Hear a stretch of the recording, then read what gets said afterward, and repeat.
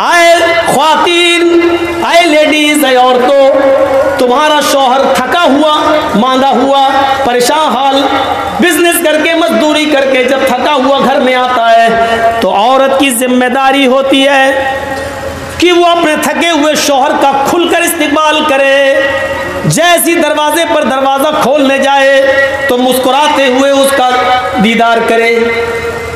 यहाँ होता उल्टा है, औरत बेचारा, आदमी दिन भर बेचारा काम करके आया और जैसी घर में घुसा बीवी ने अपनी दास्तान सुनाना शुरू कर दी। प्लग खराब हो गया बिजली का, पंखा नहीं चल रहा है, मोटर फूक गया। अरे अल्लाह की बंदी, ये बात थोड़ी देर में भी कह सकती थी। तेरा शौहर घर में आया है, वो तेरा शौहर है, बिजली मैकेनिक नहीं है जो बिजली संभालेगा। आते ही अब आए, कब से बिजली खराब है, उसका मूड खराब हो गया। कम वक्त में तो दिन भर का थका हुआ आया हूं। बहुत सी औरतें शिकायत करती हैं, मेरा शौहर 12 बजे रात में घर में आता है, पता नहीं कहाँ बैठा रहता है, 1 बजे घर में आता है। मेरी बहनों, एक बात तुम्हें बताता हूं, सुनो। अगर तुम घर में अच्छे कपड़े पहनकर नहीं रहती हो, बन संवर कर नहीं रहती हो, साफ लहजे में कह दूं कि परफ्यूम और खुशबू लगाकर मेकअप करके घर में तुम नहीं रहती हो, तो फिर तुम्हें ये शिकायत करने का कोई हक नहीं है कि मेरा शौहर 12 बजे घर में आता है, 1 बजे घर में आता है। वो पूरी रात भी घर नहीं आएगा, क्योंकि जब तुम उसके लिए बन सवर कर तैयार ही नहीं हो तो वो इतनी जल्दी आकर क्या करेगा तुम्हारे पास? बदबू सूंघेगा तुम्हारे पसीने की। उस औरत को शिकायत करने का कोई हक नहीं है। 12 बजे आता है, 2 बजे आता, हम तो कह रहे पूरी रात न जाए, भंगर मन के रहेगी, कौन जाए तेरे पास?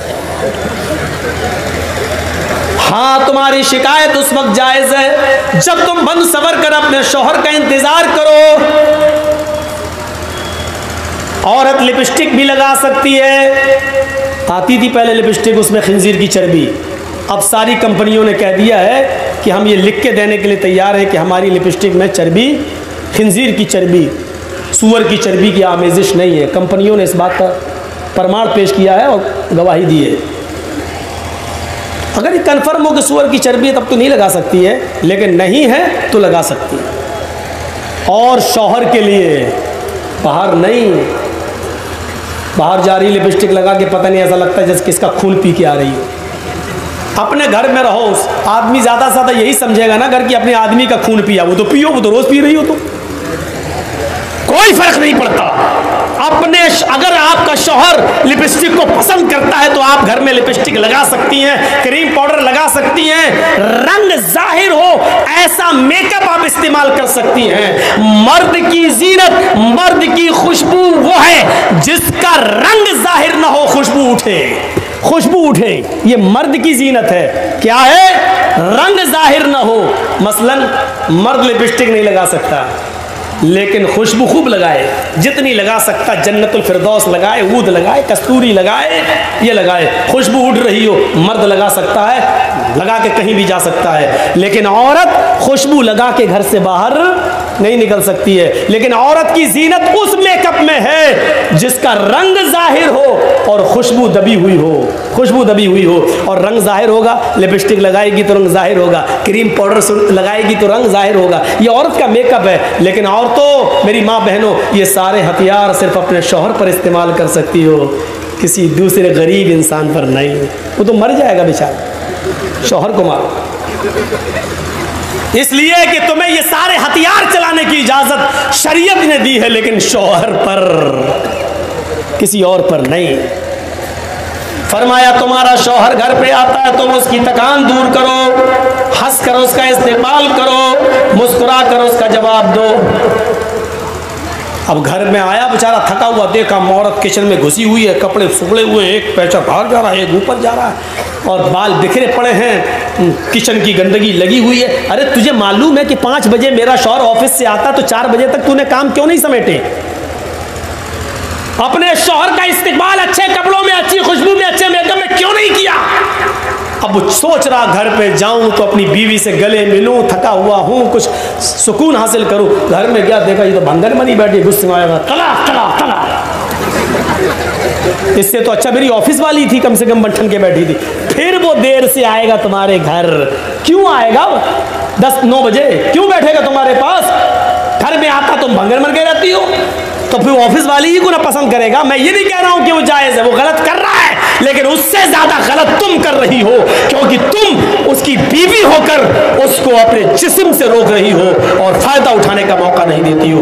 इसलिए फरमाया कि अगर औरत को बच्चा भी हो रहा हो और वो ऊंटनी के ऊपर बैठी हो, जचकी के वक्त, बच्चे की पैदाइश के वक्त औरत को एक ऊंटनी पे बिठाया जाता था अरब के अंदर, ताकि आसानी से डिलीवरी हो जाए, आसानी से बच्चा पैदा हो जाए। फरमाया अल्लाह के नबी ने, अगर तुम उस ऊंटनी पर भी बैठी हुई हो और तुम्हारे बच्चे का डिलीवरी का वक्त करीब हो और इस हाल में तुम्हें तुम्हारा शौहर हम बिस्तरी के लिए तुम्हें बुलाए, तुमसे वो ये चाहे कि वो अपनी बीवी से फायदा हासिल करे, तो आए औरत, तुझे उस वक्त भी अपने शौहर के पास जाना पड़ेगा, इसलिए कि उसके दिल में लगी हुई आग को तेरे अलावा कोई बुझा नहीं सकता है।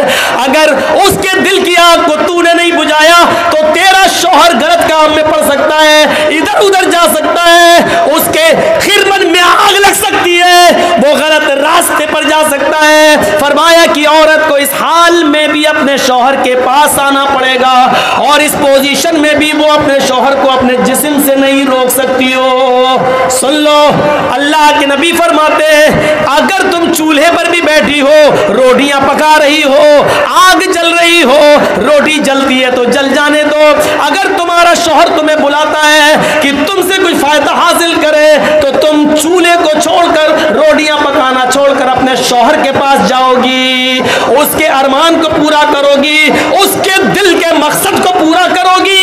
इसमें ना नू नहीं होना चाहिए। मेरी माँ बहनों, ये तुम्हारा घर बनाने के लिए मोहम्मदुर रसूलुल्लाह ने इस हद तक इजाजत दी है, इस हद तक हुक्म दिया है औरतों को, ताकि तुम्हारा भी घर बना रहे और उसका भी घर बना रहे और वो दूसरी तरफ न भटकता।